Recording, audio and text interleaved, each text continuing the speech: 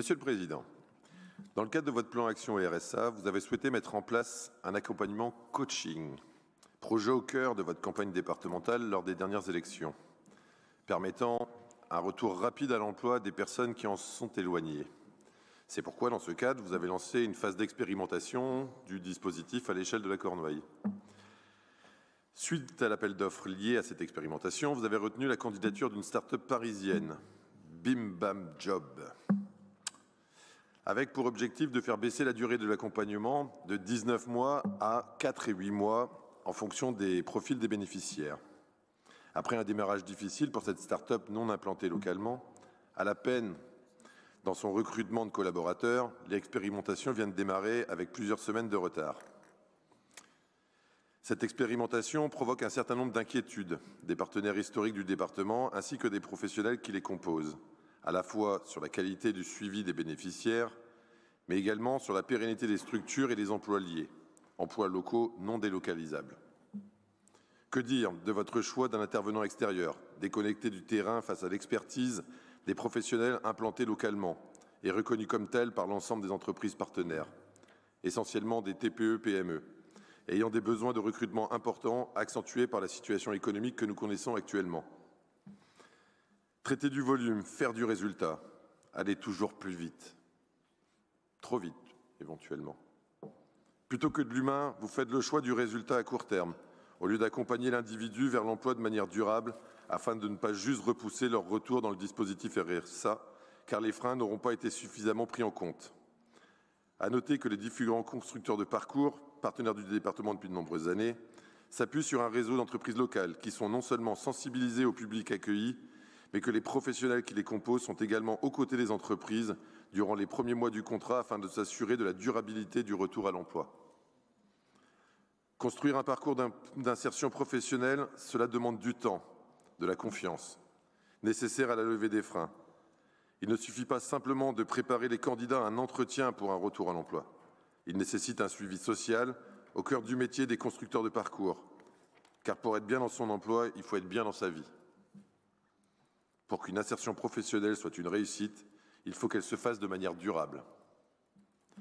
Vous l'aurez compris, Monsieur le Président, nous ne voterons pas favorablement ce rapport, car ce passage d'une logique d'activité, comme vous le présentez, à une logique de résultat nous laisse perplexes.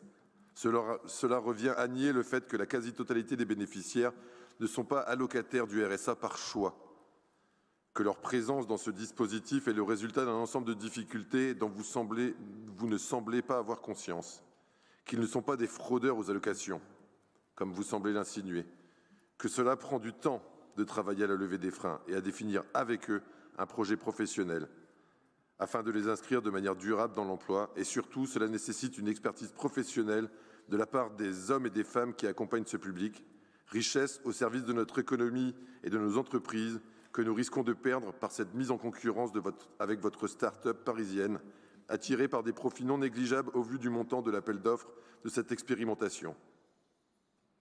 J'ai cru comprendre, Monsieur le Président, que votre regard était plutôt tourné vers Paris, mais il ne serait pas inintéressant de ne pas oublier qu'il existe en Finistère des savoir-faire et qu'il n'est donc pas nécessaire d'aller chercher ailleurs ce qui se fait ici dans notre département. Concernant les aides spécifiques aux jeunes, nous nous inquiétons également de votre volonté de vouloir recentrer les aides dans le cadre du dispositif Avenir Jeunes 29 à partir de l'année 2023. En 2022, ces aides ont permis de sécuriser les parcours d'insertion sociale et professionnelle de nombreux jeunes. Le recentrage du public concernant les aides à la mobilisation et les aides à la mobilité exclurait de fait une partie des jeunes finistériens accompagnés. Il nous semble important d'être à l'écoute de l'ensemble des missions locales du Finistère, partenaire également historique du département, qui accompagnent tout au long de l'année les jeunes de notre territoire et qui leur garantissent un parcours d'accompagnement global. Enfin, je voudrais vous rappeler, bien que cela semble être votre vision des choses, qu'il ne suffit pas de décréter que cela doit se faire, de préférence dans des délais plus courts, pour qu'il en soit ainsi, surtout si l'on souhaite que les résultats soient au rendez-vous. Je vous remercie. Merci, Monsieur le Président. Je voulais juste revenir sur mon supposé conflit d'intérêts. Je me suis exprimé par rapport aux inquiétudes de l'ensemble des acteurs à l'échelle du département, qui s'interrogent Vous l'avez dit vous-même, éventuellement, si votre expérimentation n'était pas concluante, comment vous n'auriez aucun mal à arrêter. La question à se poser, c'est est-ce qu'à ce moment-là, les structures qui aujourd'hui existent seront toujours là. Et donc, à partir de ça, le département sera en difficulté, à mon sens. Et enfin, vous dire que les doutes que je peux émettre sur le principe de coaching, à titre personnel, j'ai exercé pendant 7 ans en tant qu'encadrant de chantier d'insertion. J'ai côtoyé le public en insertion pendant ces 7 années. Je peux vous dire que dans une très forte majorité de cas, il est nécessaire d'avoir du temps pour construire un parcours, pour lever les freins, pour faire reprendre confiance aux gens. Et j'insiste sur ce que j'ai dit tout à l'heure, par rapport à cette expérience sur 7 années et de l'ensemble du public accueilli, on ne choisit pas d'être au RSA. Ce sont des accidents de la vie, ce sont des événements qui font qu'on se retrouve dans cette situation-là. Évidemment, vous pourriez toujours trouver un exemple, un contre-exemple qui vous permettrait d'eux. Et l'autre chose qui m'interroge aujourd'hui, c'est aussi la difficulté que peuvent avoir les services du département à orienter suffisamment de personnes sur les constructeurs parcours. Et là, vous pourrez éventuellement me reprocher un conflit d'intérêts, notamment à l'échelle de la Cornouaille, où aujourd'hui nous avons 2 acteurs et qu'il est difficile de pouvoir bénéficier d'orientations suffisantes pour exercer. Mais voilà, je vous remercie. Merci, Monsieur le Président. Sur le sujet, vous avez évoqué tout à l'heure la question de situations qui n'allaient pas bien dans le Finistère, là où le Finistère n'était pas un des départements les meilleurs de France. Il fallait aller regarder ce qui existait ailleurs pour venir corriger, entre guillemets, les politiques publiques. Mais la manière de le faire, et je l'évoquais ce matin sur la question du partenariat, il y a 2 méthodes pour le faire. Soit on vient remplacer ce qui existe dans le Finistère par une structure privée ou parisienne, comme ça a été évoqué, et à ce moment-là, on ne fait plus confiance à ce tissu associatif finistérien, ou alors, deuxième choix, on vient, et pourquoi pas financer un renforcement des pratiques et des méthodes de ces associations en les accompagnant pour qu'elles s'améliorent.